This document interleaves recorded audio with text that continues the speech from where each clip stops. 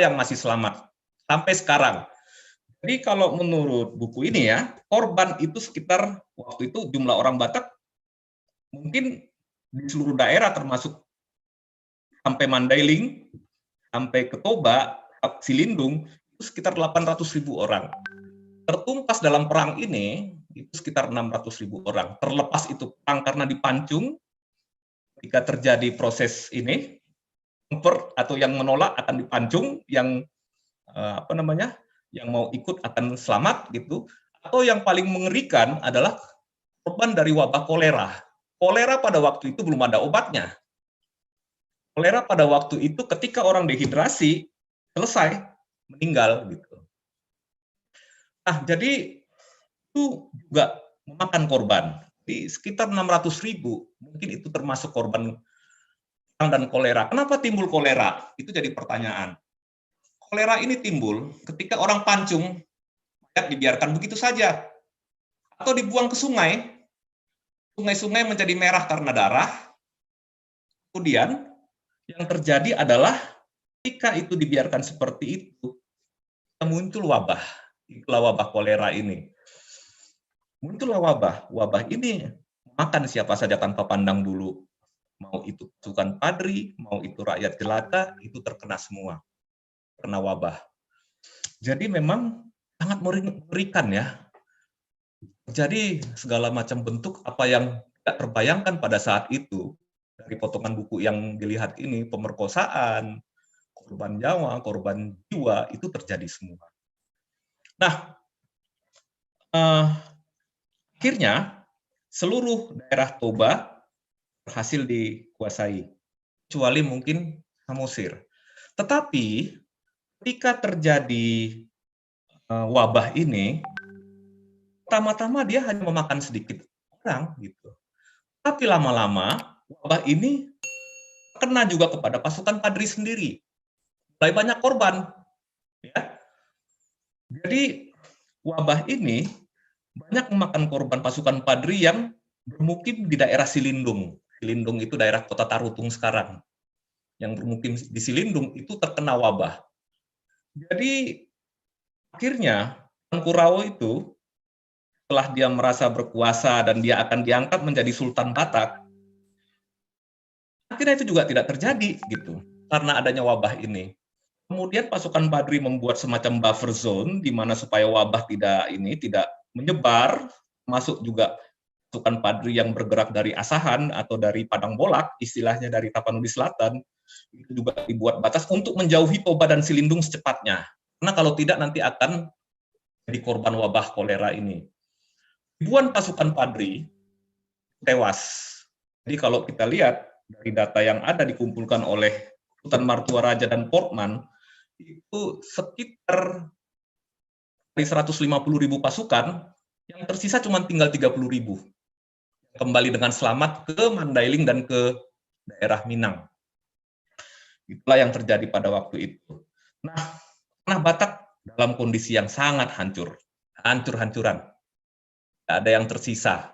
Penduduk juga tinggal sedikit. Kemudian, yang terjadi seterusnya, ketika kondisi seperti ini, pasukan Padri mundur, kurang lebih ada beberapa puluh tahun, tanah Batak itu sepi. Tidak ada infrastruktur, tidak ada ini, kesehatan juga hancur, semuanya hancur.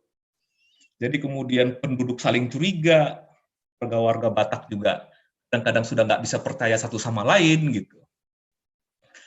Jadi situasi pada saat itu memang menimbulkan curigaan bagi setiap pendatang. Nah, Belanda mulai bergerak dari daerah Minang. Kemudian dia juga bergerak ke utara.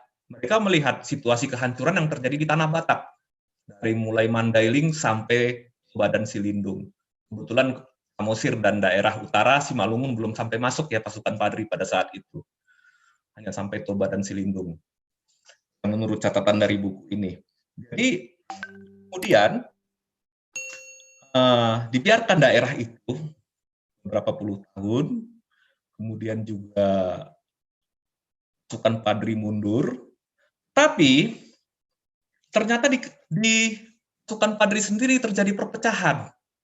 Jadi tadinya Raja Gadumbang dari Mandailing itu yang menyiapkan logistik buat pasukan Padri yang menyerang dari Minangkabau, itu menjadi sahabatnya, ya katakanlah Bonjol, akhirnya marah. Kenapa? Karena orang-orang Mandailing ini merasa dijadikan seperti apa namanya, seperti orang suruhan atau yang ya katakanlah seperti budak dari pasukan Minang ini gitu. Itu satu. Kemudian wanita-wanita juga ternyata tetap diambil gitu, termasuk dari Mandailing untuk di ini, untuk diambil untuk dinikmati atau bagaimanalah ya, itu tetap diambil. Nah, ini menyebabkan Raja Gadumbang sendiri kecewa. Akhirnya dia menghubungi Belanda, minta bantuan. Sama kasusnya dengan kaum adat yang ada tadinya di mana? Di Minangkabau. Akhirnya dia memberikan akses kepada Belanda, pasukan Belanda masuk, dan tengah-tengah mundurnya pasukan Padri, kemudian Belanda masuk juga dari Minang, jadi Belanda bukan masuk dari utara, masuknya dari Minangkabau juga. Nah, Tuan Kurau itu mundur sampai ke Batahan, mundur sampai ke Minangkabau, kemudian dia melakukan serangan bunuh diri terhadap detasemen Belanda yang ada di Air Bangis, di sebelah utara kota Padang itu, menyusuri pantai. Jadi, itu dia mati sebagai syahid, Tuan Kurau. Nah, dia cuma dengan beberapa orang pasukannya menyerang suatu benteng Belanda dengan persenjataan yang lengkap.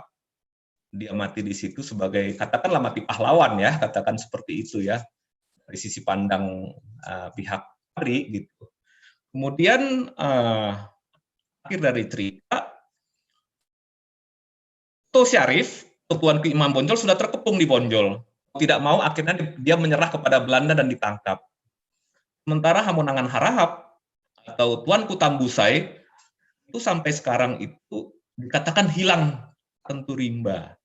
Tapi ada beberapa penelitian yang dilakukan oleh guru besar UI melalui bukunya yang berjudul Greget Tuan Kurau mengatakan Tuanku Tambusai akhirnya lari ke Malaysia.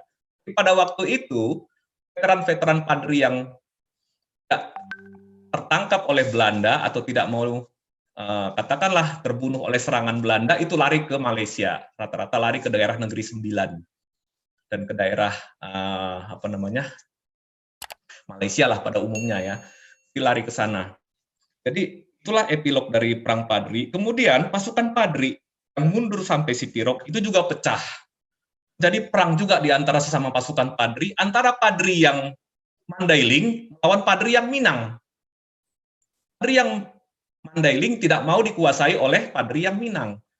Jadi perang sama mereka sendiri. Kemudian apa namanya? Kulelo yang lebih condong ke Padri yang dari Minang itu ditumpas oleh pasukan Padri yang berasal dari Sipirok sendiri, yaitu Jatenggar Siregar, Jagorga Harahap, kemudian beberapa marga-marga yang ada di daerah Sipirok. Akhirnya mereka tumpas dan kalah, mundur kembali ke Minangkabau. Nah, pada waktu itu daerah Sipirok yang tadinya bermazhab Hambali itu segera retooling atau berubah menjadi ikut mazhab Syafi'i yang jauh lebih soft ya, itu menurut buku ini seperti itu. Nah, jadi kita tentang Perang Padri ini memang meninggalkan trauma bagi masyarakat Batak, bahkan sampai sekarang itu tetap tidak akan terlupakan. Jadi cerita dari turun-temurun, Tiki Dipidari katanya gitu. Dari nenek moyang cerita ke cucu-cucunya itu akan bersambung terus seperti itu. Nah, memang ini berat memang. Trauma dari Perang Padri ini memang berat. Tetapi ada sisi positifnya dari Perang Padri ini. Batak yang tadinya terisolasi secara total karena orang Batak itu punya sistem kepercayaan sendiri. Mereka percaya terhadap Debata Simula Jadi Nabolon dan tidak boleh ada budaya luar masuk ke tanah Batak. Pada saat itu seperti itu. Nah, ketika Perang Padri ini terjadi, maka masyarakat Batak mulai membuka diri. Ya. Tapanuli Selatan, Mandailing dan sekitarnya, pengaruh Islam masuk. kemudian juga di tanah Batak Utara waktu itu belum ada agama, masih tetap dengan kondisi yang hancur, apa namanya, tidak tersisa akibat perang Padri. Belanda melihat itu juga merasa bingungan, ini bagaimana ya masyarakat yang tersisa ini mau diapain gitu. Itu menurut sisi pandang pemerintah Hindia Belanda. Kemudian dalam sejarah Indonesia, era 1860-an sudah mulai dengan era liberalisme dan kapitalisme. Jadi Belanda itu mengundang para investor dari luar negeri, dari Eropa untuk invest di Hindia Belanda. Dalam apa saja boleh gitu, mereka boleh invest. Nah, kebetulan Belanda juga berpikir kalau mau melakukan restrukturisasi terhadap tanah Batak, Belanda tidak punya dana.